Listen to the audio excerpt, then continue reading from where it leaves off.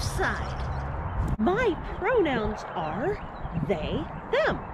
And this is Cliffside Permaculture. What are you doing up there, Crazy?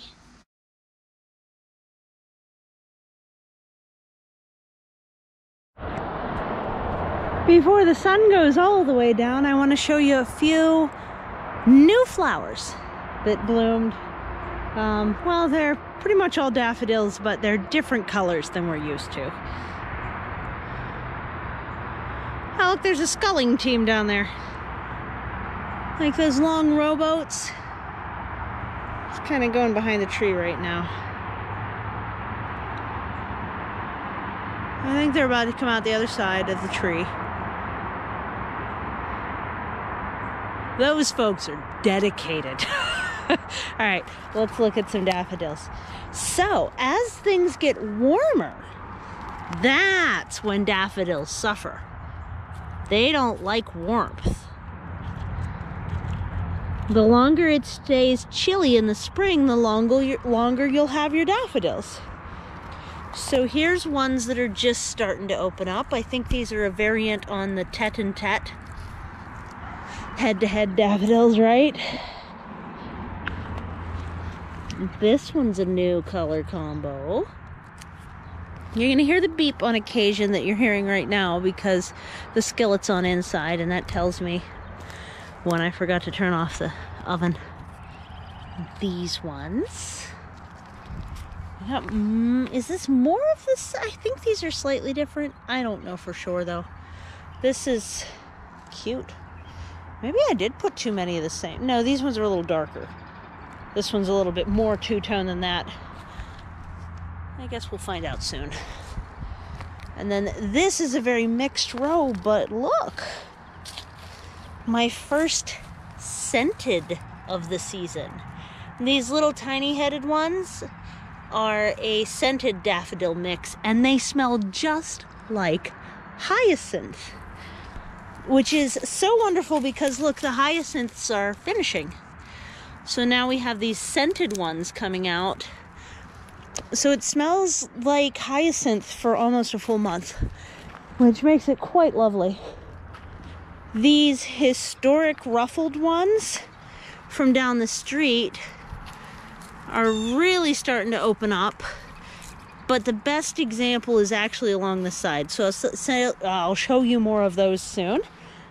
My grape hyacinth are open, but those don't have any smell to them. They're just little purple things.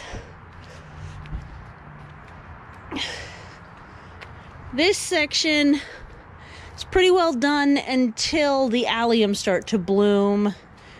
They'll fade until like early to mid-May. We'll start to have big allium bulbs. Yeah, that's what's going on here. We do have these fading as well. These early ephemerals, as soon as it starts to get warm, they start to conk out. So the earliest ones are petering down. Here's more of those historic ones from down the street. Then there's the white and yellows. These ones get a lot of shade, so they came out a little later, but I think they're really similar to ones from over there. My trench is still where it was last time you saw it. These are the most giantest of the standard jonquils. Look at how completely giant those are. Like, wow. Oops. I caught my shirt on. I'm sketching out what supplies I need to make the aviary that I'm planning on. So that's what all the sticks and stuff are. Here's the best example of the historic ruffled daffodils.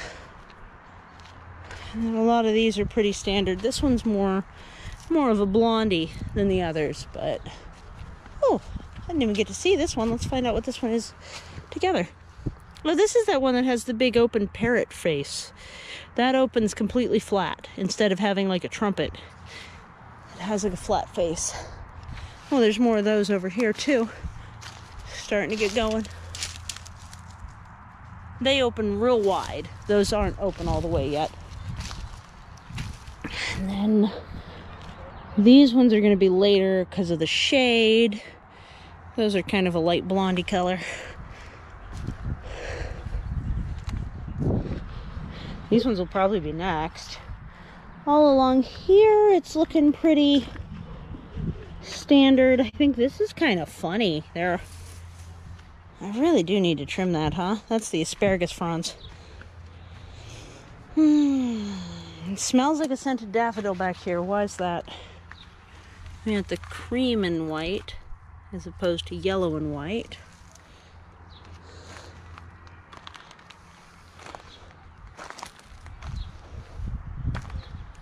Hi, puppy. The neighbor's German. Yeah, let's see. Oh, these ones. I love these ones. Oh, look, that one just like wandered off. It's actually not attached to the same pile, but see how they're like ruffled and nice vibrant orange color. I really like those ones. And this one's similar. It might be the same. So these are, a lot of these are a hybridizer's mix. That one's probably the same as in the front, but was in more shade, so it's coming out kind of last. And we'll go down this last corridor and see what we find, if there's anything fancy down here. Oh, the salmons are, oh, these ones get a lot of sun because there's a salmon in the shade that isn't open yet. That's the pink salmon ones. Yeah. So these daffodils are a hybridizer's mix. A lot of them. What was it? Probably about 15 years ago. I've been here 17 years. And about 2 years in, I got really insecure about, well, I kind of already was, but I finally figured out what I was going to do about it. About what to do with the fact that early spring looked a mess around here while I was under development.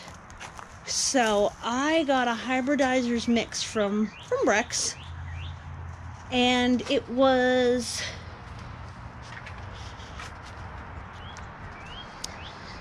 I think 300 daffodils for a pretty good price too. And that was a really good thing because, well, you see, daffodils, they end up, this is fun. They end up being, it smells so good down here. Yay, scented daffodils. They end up being toxic, and I was having a lot of moles, so I thought I would just outline all of my beds, whether they looked nice or were just barren dirt or what, with daffodils. And so that's what I did. And fast forward 15 years, and this is the mess I'm in. So many daffodils. The ones that I like particularly well, I have created a system where I can actually, as they divide, I can access the bulbs from where the pots are set.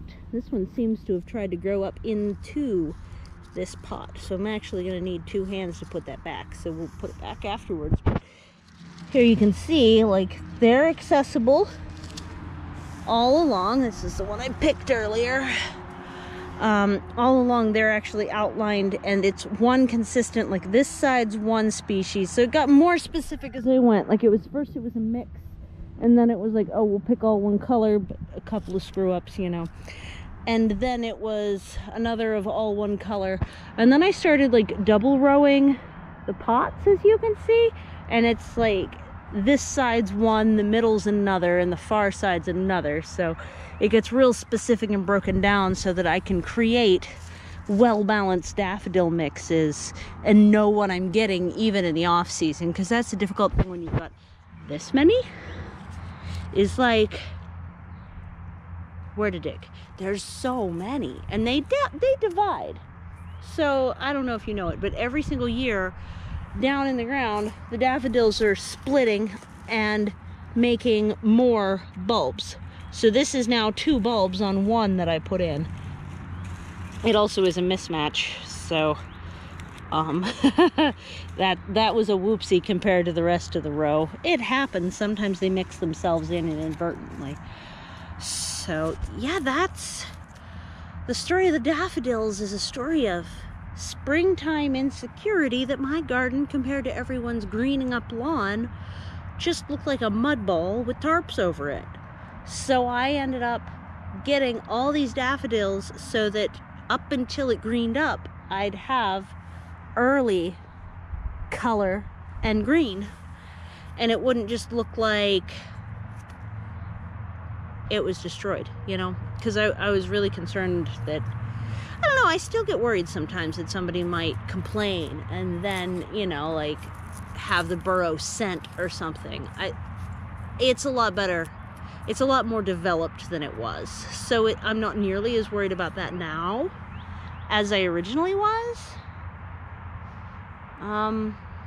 I was very insecure about how my garden looked for a really long time, and that people could just like report me was a concern, because you can kind of tell from around about 2,000 feet that my yard's different when you like zoom out on the sky maps or Google Earth or whatever. I can be like, oh yeah, that's my yard, it's brown. You know, or it's got like these weird textures to it, depending on the time of year, where it's, instead of like being flat green, it's like blah, blah, blah, blah, blah, blah. It looks really different, and not everyone's friendly about different. So I was really, really scared about 1.5 years, 2 years into having this place, as I was really getting the garden going, but struggling with making it look like I was doing something other than destroying stuff. And that's why I have so many flowers, is because every year after, from 12 years ago, those 300 bulbs are, when I pull up some of them, there's at least 70 bulbs in there. A lot of them it's just like 20, 30, but like think about this. This whole row was originally 1 bulb. Same here. This whole row was originally 1 bulb. And then 12 years later, I dug it up and it was all these bulbs. Plus a few more, because I left some back there because I knew I liked it and want them kind of sprinkled around, you know, filling in all the gaps. There will never be a space on the edge of a garden bed where there aren't daffodils. It does stop the digging creatures. It is really good at stopping the digging creatures from digging under your fences without having to lay like wire down where it's going to rust and eventually break down, and then you dig it up and you cut yourself and get tetanus, right? It's better than that. They don't dig because the bulbs and the flowers are all very toxic. So, you know, it's not an edible additional, but it is, I like it a lot. It draws me out. It gets me gardening pretty much all year, because I start to see them popping out of the ground in February, and things only really go dormant now that I have things fully set up. Things only really go full dormancy, like I'm not still like poking around to see if there's edible things, at the end of December, early January. So that's like a few weeks off. That's only a few weeks off in the middle between that and watching the daffodils come up. So it keeps me engaged, and it keeps everything looking amazing. And I went from like, oh, we know what you're trying to do, would be neighbors' responses when I checked in. Like, are you okay with how it looks right now? I'm really sorry. And they'd be like, oh, we know you got goals. We know what you're trying to do, which was very nice of Joe and Carol, who don't live there anymore. But after that, now, all these years later, I'm known as the house with all the flowers. Sorry about the helicopter, by the way. And I am just pleased as punch to know that I am the house with all the flowers. Quite the evolution. So that's the newest daffodils that have opened, and it's the story of the daffodils. These are definitely some of my favorites. It's a very striking color difference there. I like it.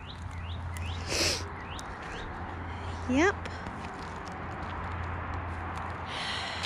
Well, I hope you enjoyed my little story time and looking at all the pretty flowers, since I am the house with all the flowers. And, oh, wow. How many skull boats are there? 3 and 2 escorts. Oh, there's somebody down there in waders fishing off of the sandbar. The sandbar is above water because the water's kind of low right now. Sunset and a very active river. It's a pretty warm day. It's a pretty warm day. Not that those scullers need warmth to do what they're doing. They'll do it regardless. It's kind of they're dedicated. Like, whoa. So, yeah. Well, I hope you're having a really good evening. Thank you so much for visiting the Cliffside. This little story time has been permaculture. Take care. Bye.